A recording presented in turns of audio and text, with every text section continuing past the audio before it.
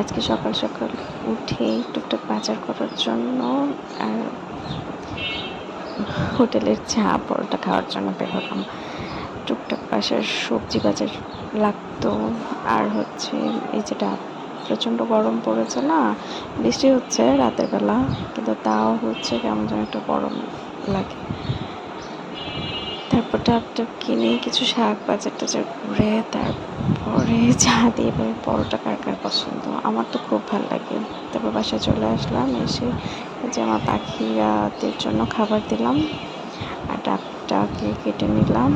আর এখানে একটা মুভি দেখছিলাম, আর্ট ফিল্ম নন্দিনী, খুব ভালো লাগলো।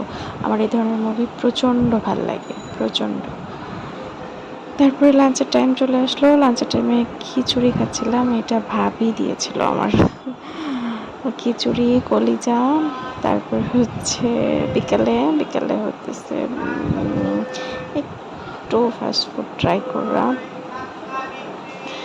তারপরে হচ্ছে সাথে একটু চা খেলাম আর আকাশ দেখছিলাম।